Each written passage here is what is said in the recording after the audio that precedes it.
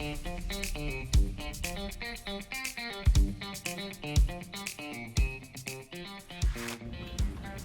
everyone, thanks for tuning in to the Minot Show. I'm Matt. I'm Jason. I'm Stephanie. And we are here with a special guest. His name is Chris. Special. Hello, Welcome, Chris. A client of ours called Design Systems in the United States. They're also in Canada and Mexico. They are a manufacturing, engineering, and consulting company. They do a lot of fun stuff. A lot of fun stuff. What do you Getting do? even more fun stuff. Yeah, tell us about DSI. Tell you about Design DSI. Systems, Elevator DSI. pitch. Ready, go. Yeah, all 41 years. 41. You're underselling us. We're coming up on 43. 43. The year is 1983. 1983. That's right. So DSI, a little bit about us. Like we already talked about, 1983. So coming up on 43 years of business, and really what we do is we are a manufacturing engineering consulting firm. The short and sweet answer is we help manufacturers solve their problems, whether that be throughput, capacity, bottlenecks that they're having, material flow. They're looking to design new greenfield manufacturing plants and solve all of their issues in their current state operations. Or they're startup companies trying to figure out a manufacturing plan because they have a great innovative idea, but they're not quite sure how to build it. That's where we come in. We use our vertically integrated services to help them solve a lot of those problems, from industrial engineering, mechanical engineering, all the way to digital twin and simulation. Wow. Nutshell. All of those are services that we have put on your website. Yeah. Yeah. Probably takes a large workforce. What's the size of DSI? Between our Canadian office in Windsor and our Saltillo office in Mexico and our brand new office that we launched in Querétaro, Mexico, and our home base here in Farmington Hills, we are 250 plus. That fluctuates, throughout the year, but as Wow. of today, we're around 250. Wow. That's not a small workforce. No. No. No. A lot of people to manage. Right. No. Yeah, so we got involved with Design Systems probably early last year. We were brought in to potentially start to kind of whiteboard and go through a discovery phase on a potential software project that kind of led us down the path of maybe marketing's a better spot to start. Marketing kind of started to get talked about a little bit, so we can go in a little bit of detail where we kind of switched gears, kind of like away from the software. It seemed like the company was more interested in growing, scaling, finally getting involved in marketing. So maybe we could start chatting about that and kind of where DSI was at the time and what was going through, I guess, our minds and what we could potentially do with marketing. Yeah, so going back to how we first got engaged and what's led us down this path a year and a half down the road now is, when we approached our 40th anniversary, we took a lot of, from a leadership standpoint, really evaluated the company. We reflected on the last 4 decades of being in business and really started planning and laying the foundation for what the next 4 decades are going to look like.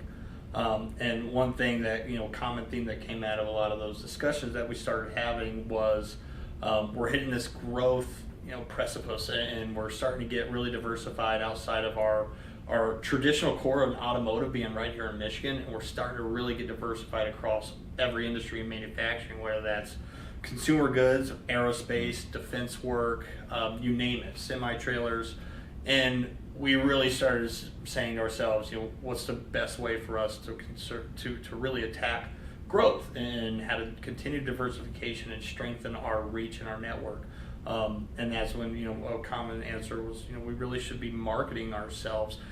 Historically, for 40 years, we really relied on word of mouth, and it's been very successful for our company just because of the quality of people we have employed and the technical support skill set that we've nurtured and groomed here at DSI over the years, and that constant deliverable, and we really built a brand for ourselves. And so we supported an 85% repeat work right here in Michigan, Canada, Mexico. So that's really moving. Yeah, absolutely, and it's really facilitated our growth to that point. But from leadership, our majority owners, Dan, Joel, and Keith, and the rest of the leadership team really said it's time for us to really tackle taking our growth and diversification to the next level, and that's what sent us down we need to market. So then we evaluate, all right, let's market. team of 250 engineers, and so none of us are marketers. So that's really what spurred us off to kind of look at finding some external help, guided consulting on helping us learn the whole world of marketing, which I tell you is a completely different animal than what, if you asked me a year and a half ago what marketing was, you'd get a very different answer than today. Yeah. Well, it's probably changed in that time too. So it's Oh yeah. not only It's had you shifting. not had that experience necessarily, but it's year and a half, and it's a completely different world than it was a year and a half ago. We had a pre-conversation that changed 30 seconds ago before we started. Yeah, so, yeah. Oh, we're no it longer seems- offering these services anymore. So. It seems it shifts daily, and that's it's Yeah. what makes it challenging, but it's also what's Yeah. really motivating us internally to learn more and to be better and do better from a company standpoint, and try to really ramp up our marketing approach. And from a marketing standpoint, what we're really trying to convey is our ability to solve manufacturing solutions, not necessarily. We have a lot of services out there, and we really trying to just share our success stories, the manufacturers that we're really ingrained with right now, and the solutions that we are solving, and let others out there know that. It's really what we are priding ourselves on, and our capability to solve those industry challenges. Well, just like you mentioned that, marketing is shifting all the time, or like a year and a half ago, marketing looks completely different than it does now. But I also feel like there's a lot of shifts happening in manufacturing. There's changes happening in the industry as well. Constantly. Yeah. Constantly. Yeah. So it's like keeping up on both. It's a good thing Yeah. too, though. Yeah, So it's like a good thing. it's content. It's you in learning the new things and the new shifts in engineering and manufacturing. You're having the ability to say those things and say these new things and prove your expertise and your competence and that sort of thing. So it's a good problem to have. It has been, and Stephanie, your point, that shift in marketing versus shift in engineering, it's interesting. So we're finding like there's a very Venn diagram-esque middle ground. The one thing that sets design systems apart is, we're technology neutral, agnostic. We don't rep any partner or vendor specifically. But the thing that's made us great and the value proposition for our clients is because we're not tied to any direct seller. We're not trying to push any product or software package to anybody. It allows us to be very technology neutral, and so we're constantly evaluating cutting edge technology, latest and greatest in manufacturing. So you're not stuck. We're not Yeah, stuck, yeah, right. exactly. But we were already doing a lot of that. We constantly have done that research for 40 years. We've take the Industry 4.0 tidal wave that happened 15, 20 years ago. Our company did really good job of like being very out in front, I'll say, of that wave. And we vertically integrated a lot of our services that we have today in terms of our scanning capability, 3D laser scanning, drone scanning, MES, ERP, WMS evaluation, Making it industry digital 4.0. factory, and we got all those services vertically integrated. And it's interesting you saying that, like the shift in marketing, for us it's been a great learning curve because we were already doing a lot of that thought leadership research internally anyways. It's like, why are we not talking about it? Why are we not talking about the research that we're seeing and kind of using our voice from a social media standpoint to share what we're seeing and drive engagement, drive network, and see what others are seeing as well. Yeah, and I mean, it also establishes DSI as an authority. Like internally, you all know, we're an authority here, but sharing it with your audience and letting everyone else know, hey, we're an authority in this industry, or we're an authority in this topic. Right, Makes sense. and that's been some of our approaches, you guys know, over the last year and a half or so that we've been going down this path. That's what that's our message, what we're trying to convey to the rest of North America that we're represented right now is from 1983 when we start a small couple of guys at a garage kind of building an engineering firm, very blue collar level company. And we're continuing to grow, and since we have grown, we've executed over 5,000 jobs. I don't even know the running total of clients since then.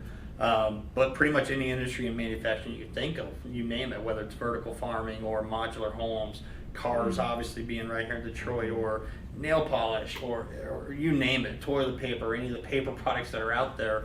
At this point, we've been involved in a lot of those factories across America, Mexico, and Canada. So I think I saw it was like vitamins and supplements. And it's all over. Yeah. Right. And that's really kind of been our message as well that we've learned.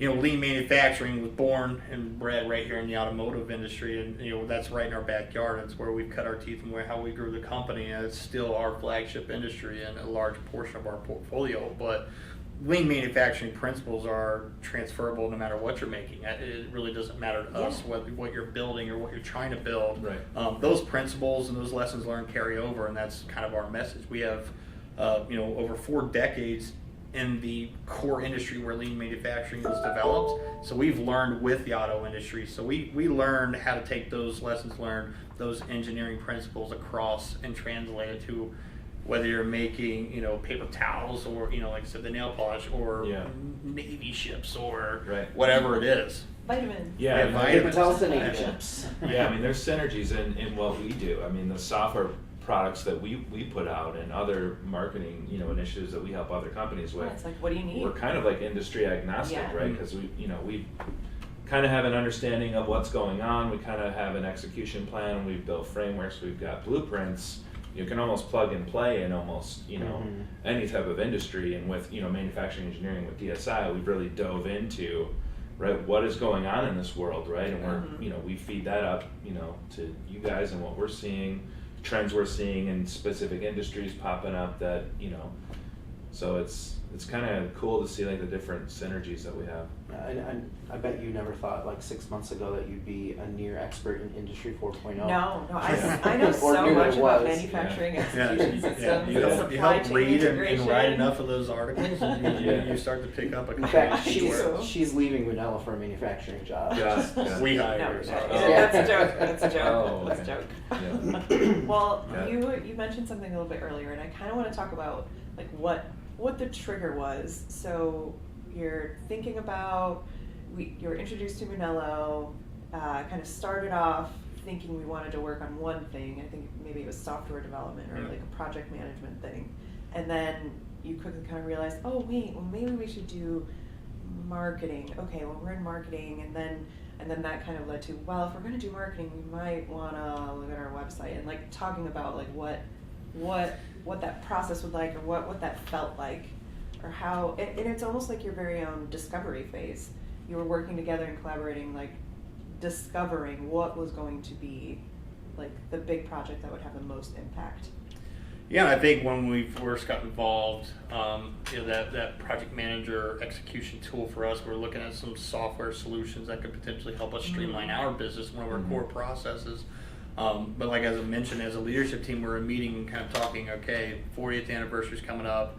And at that point, we had a pretty consistent brand and logo. And I think we kind of started talking about like, maybe it's time we modernize. Maybe we look at rebranding the company, maybe update it. We don't want to lose the tried and true, core of what DSI is, but maybe it's time to modernize, look at a new logo, evaluate our website as we're learning more about how important the SEO is, and we're kind of looking at our own website, what we're doing, kind of traditionally building a website with not a lot of thought on how to drive the message and make sure it's intuitive. The one thing we realized when we evaluated our old website was you get on there, it's a lot of great information, it's a lot of good of our case studies, but it's loads of content but not organized.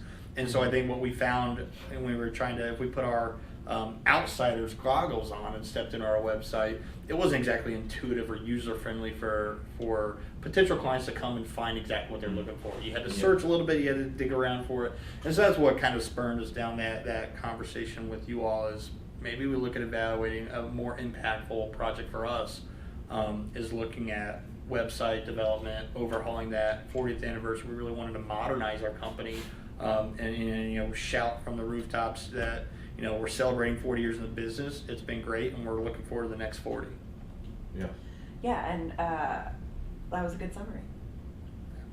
And I also feel like you want to shout your message from the rooftops that you're modernizing, and in order to shout it from the rooftops, you're incorporating social media, you're incorporating that the content marketing, and if you're going to be shouting it from the rooftops, you want to be sending them to a website that reflects who you are and 100%. Coming into like the modern age, so it's like a full circle. Yeah, I think if you were, the marketing piece of it was probably like our initial thought process, but then we said, hold on, let's, reverse engineer that whole process as we do. Yeah. Let's take a step back. Do we have the foundation set up, and if we're going to really flip that trigger and start shouting from the rooftop who we are and start trying to diversify and grow our reach, are we at a good spot right now where that, you know, we start getting involved in that social media approach and driving business to our website? Or is that what we want them to see? I think we all just kind of collectively that we're happy with what we have, but it is time to modernize. We want to just like streamline, make it efficient, and help clients find what they're looking for. You know, everybody's time is money, and especially in today's age, that's what we're learning as well. You don't have time to really sit on a website and dig for something. You want an immediate answer. You want like immediate feedback. If you're going hunting, if a potential client's going and Googling for industrial engineering support, they want to come to our website and immediately be able to find and click industrial engineering services. Right. Not find it buried after a bunch of clicks. You just get frustrated, and I think we realized that was one of the pitfalls of our old website that we wanted to optimize. And so we did that, you know, want to market, but we got to take a step back first and let's make sure it's optimized. We're modernizing everything as we're doing this and really setting ourselves up for success. Yeah. That's that whole description is such an important kind of what's the model or case study for like why you need a website that does what the website does, but and you need the marketing that does what the marketing does, but they both need to be there, and they both need to be able to work with each other, play to the strength of both of them. And it's like if one of them is lacking, or like you said, like people go to that site and they don't exactly know what's going on or where to go things, then none of the marketing part matters. Yes. Getting them to that website didn't matter at all, Right. because they're not, you know, the got them website's there, not but you going to lost them. convert them. The Right. website's not going to put them in your arms. You know? Right. So And that's then- that's so Yeah.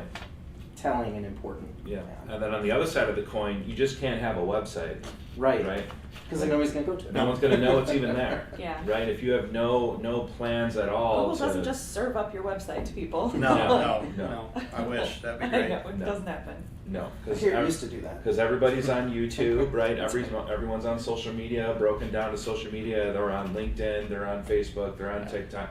They're on all these platforms where you can put content, you can post, you can bring people into your website, Yeah. right? It's, you know, building a brick and mortar store somewhere, you know, off the beating path, and, you know, not getting into the local directory or the local chamber or advertising to try to drive traffic to your brick and mortar. It's the same exact thing.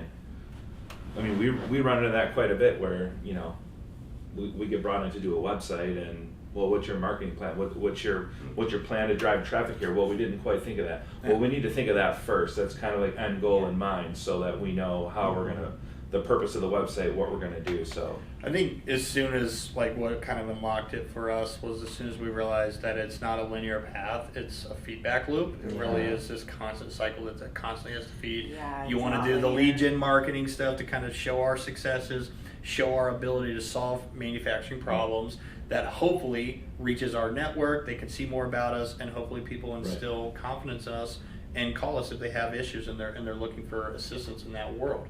That sends you back to our website, and then that traffic drives our website up, which sends more people. And it's this whole monster that we've learned now, Right. but it took us a while to get there as well. So I get it's a challenge out there in industry.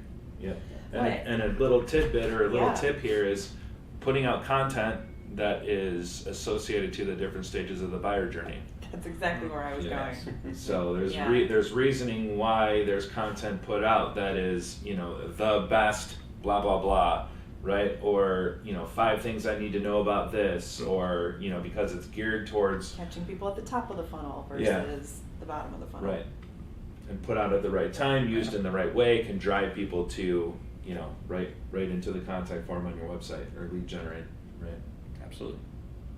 So how would you say the whole process has gone? Like, you know, just collaborating with us, working together, expectations you kind of had in the beginning, things we've been able to overcome as a team. It's been a little bit of over a year. Yeah. What would you, like, high level, what would you?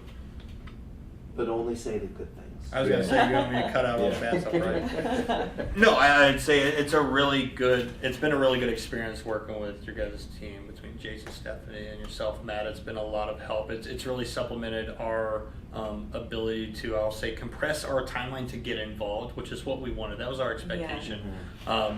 I would love to say that we had these pie in the sky ideas of like the moment we start down this marketing path that we instantly 10x'd our revenue.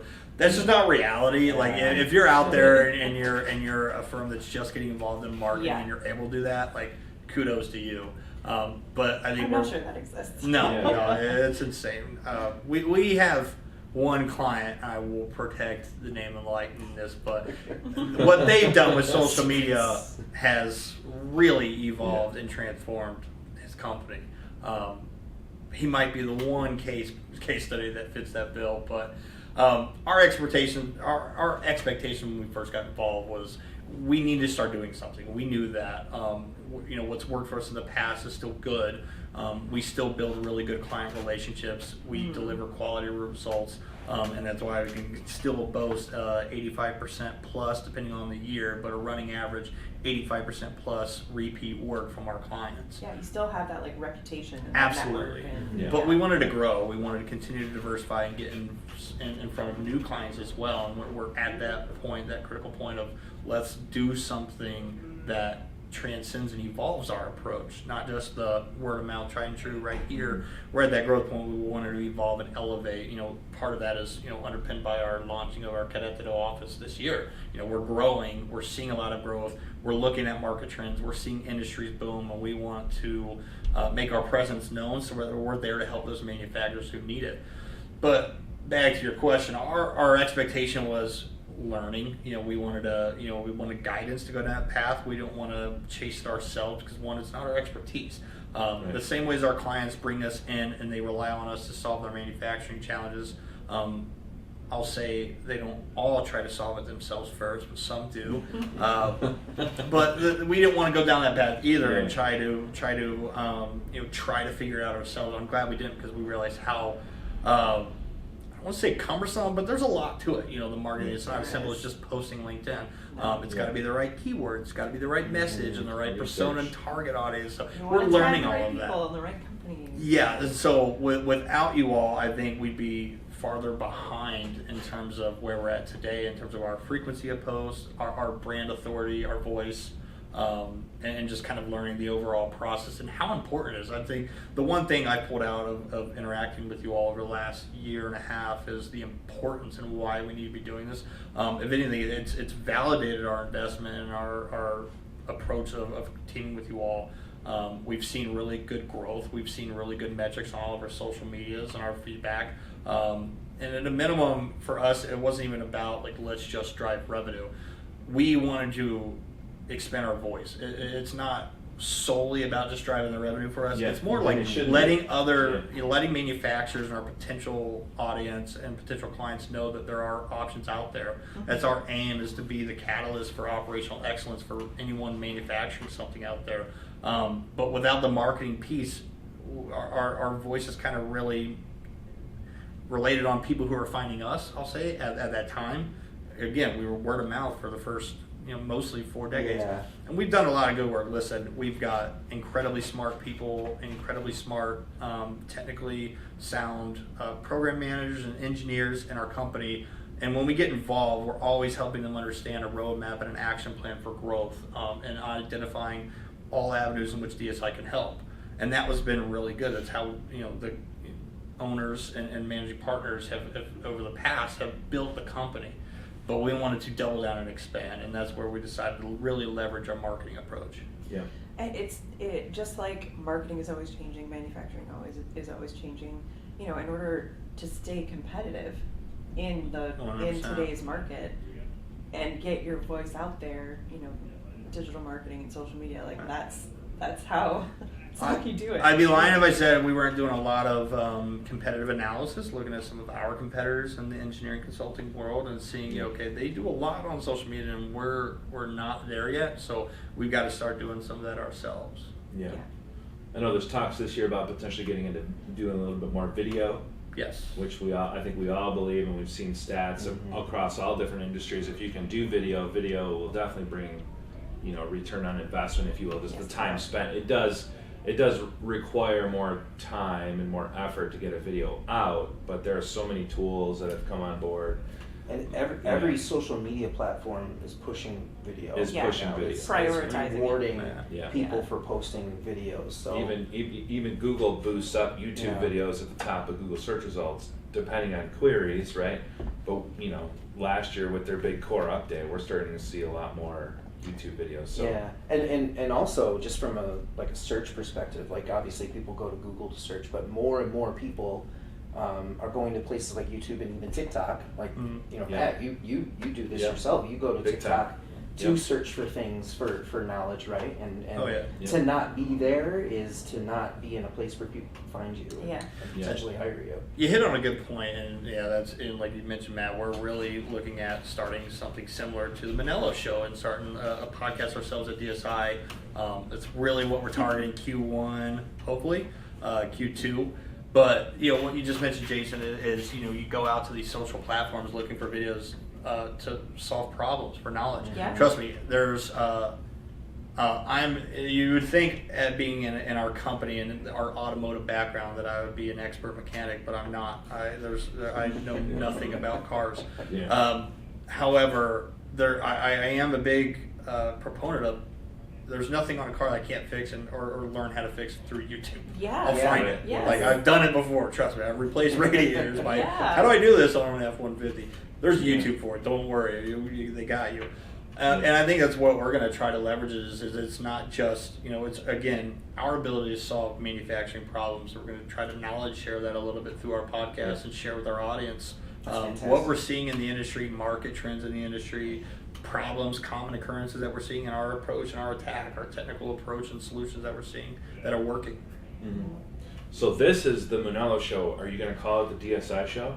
Yeah, that's going to be a no-go for us. But that might have to be an internal employee poll. We figure out to look at pull a name out of a hat or something. Or I'm sure designing the future. If Dan sees this, I'm sure he will come up with a really clever acronym that is DSI specific. He's really good at that. So if he comes to your office and he comes up with a pretty cool name, then you'll know that he has seen this episode. That's true.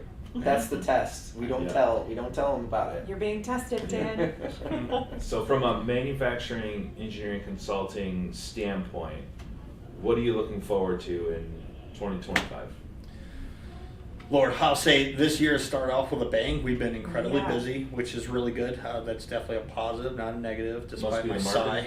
Yeah, it's definitely the marketing. That's 100% right. You guys are just good at what you do. I think the industry's just on the rebound across the board. I think we're starting to see some of that impact happening. Some of the nearshoring efforts, especially right here in Michigan, some of the investments that are coming through for the semiconductor industry, that's really starting to boom. Aerospace manufacturing, it's really starting to boom. I think we're seeing a lot of that across the board. 2025, what I continually to be optimistic from an industry trend, at least impact us. I really am close to what's going on from the new administration. Looking to see how some of those decisions and some of the new policies that are being rolled out, how it impacts global manufacturing. I think we're going to see the nearshoring effort really ramp up, and that's going to impact northern Mexico, the United States, and Canada. So I'm very excited to see how that trends, and from a DSI standpoint, excited to continue to see how we evolved. I mean, we've seen the last couple of years have been a lot of change for our company, but for the better, I think, and it's been really great. And we continue to evolve, and I don't think we're going to stop. I think that's everybody's mission right now is continue to evolve and not stand still. Cool. That's smart. It's awesome. Yeah. I have one last question before we start to wrap things up. Let's hear it. We were talking about how marketing and manufacturing are kind of like there's that Venn diagram. What's in the middle?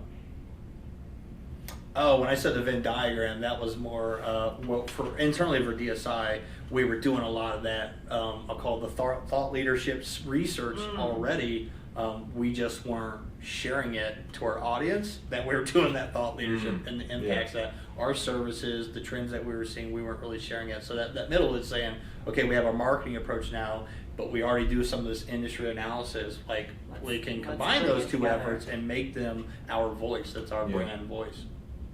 Yeah. Hopefully that that's answers right. your It question. does, yeah.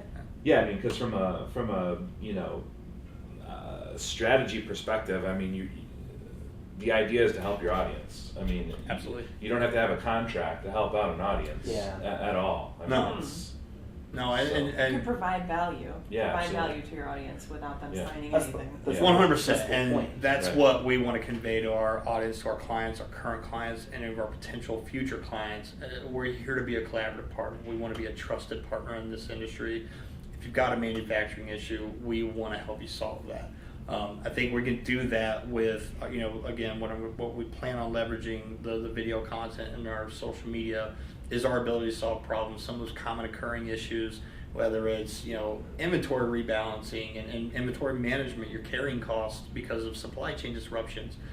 We saw that from COVID, and it's been an impact since. It's not really alleviated yet. So we want to kind of share how we're seeing the industry trend and what solutions are working, and then demonstrate our ability to help. it's wonderful. Cool. DSI has been a really exciting company to work with and Absolutely. sink our teeth into. Yeah. What makes DSI stand out and compared to the rest of your clients? Was like what were the biggest challenges in getting involved with us compared to others? I wasn't expecting that one, were you? I think you're probably one of the largest clients we have. So there's you have a team that there's a lot of folks on your team that we interact with. So just figuring out the logistics between who approves what voice should we be listening to, right? Yeah. So most of our clients, I don't want to say they're on a smaller scale, right? But it was more or less like who plugs in where, building workflows, building processes, right? Where other companies it's a little easier to just You have flow. like a single point of contact, maybe. I think especially since there's there's 3 countries involved in this, so like that's and one of them has a different primary language, one of them has a secondary language, and then there's here, so there's a little bit of language barrier sometimes, there's a little bit of like culture differences, so not that that's a challenge, but it's something that's different from some of the things we've experienced with other clients in a good way. I had a call with Alejandro from the office in Querétaro, and I had to brush off my high school Spanish. Hola, Alejandro. Yeah, even from Sí, hablo un poquito español. That's even from a website perspective, I mean, we built the website, so we had to keep the language thing in mind. Yeah. Right. We built a system so there aren't 3 separate websites. Right. There's one singular location for content that gets published to all 3. Yeah. Right. So there was a little bit of complexities there from a website perspective. But those complexities are actually probably some of the more enjoyable puzzles to solve in the last year, at least like from my work's perspective in Manello. So thanks for introducing that to us. Okay. Yeah. No problem. I have an engineering background. I work for a tier 2, tier 3 auto supplier in the mechanism world.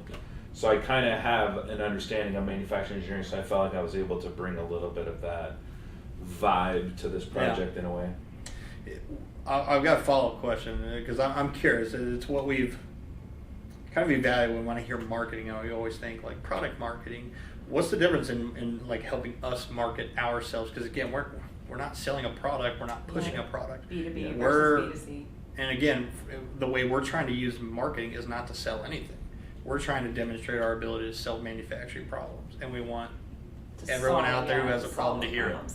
Yeah, I think part of what most of the digital marketing comes down to is brand awareness, and that's pretty much what that is, right? So you can like try to sell your products or sell your services, but at the end of the day, even that's just brand awareness. Like if people don't know that you're the authority and that you're there and that they can come to you with questions, then obviously they're not, right? So like that's like the whole top level point of doing the social media marketing stuff or the digital marketing stuff is getting people to know that you're there, Yeah. what you Right. do, and Right. why you're a good fit. And I also feel like the strategies you use in B2B, so business to business versus business to consumer, which is like you have a product. For a company like DSI, which is B2B, you're not using the same kind of marketing tactics that a B2C would. Like, Yeah. oh, we're running a discount, or we're running Yeah. a special, or we're running a promo. Yeah. That's not it. You have to get a little bit more strategic. You have to. I think a lot of our clients would love it if we ran discounts. Yeah. Yeah. I've actually asked before. I'm like, so what do you think about running Yeah. like a promo just to get people to visit Right. the page? Yeah, and you're. But you know, it's different strategy, same intent, but different strategy. Yeah. Yeah. Yeah, and the sales cycles are certainly much longer. Yeah. Right, where, you know, ours are quite long. Yours are, I'm guessing, much longer, right? Way more involved, way more. Yeah. So using social media to help, you know, social media, email marketing, Yeah, ads. it's another, helps. you know, that's a Yeah. feedback loop for us. It'd Yeah. be I mean, hopefully, I would say our sales cycle is very industry specific. And even within industries, it's, you know, some clients approach us with an exact problem. They know exactly what they want. Here's the deliverables we want to see quoted. Great, we can do that. But, you know, again, our intent is always be a collaborative partner and an Yeah. owner's rep for our clients and help them make sure Right. they're getting, the right solution that they need. Not necessarily, you know, they might have an idea, you know, I want to be Amazon. Okay, that's not a reality.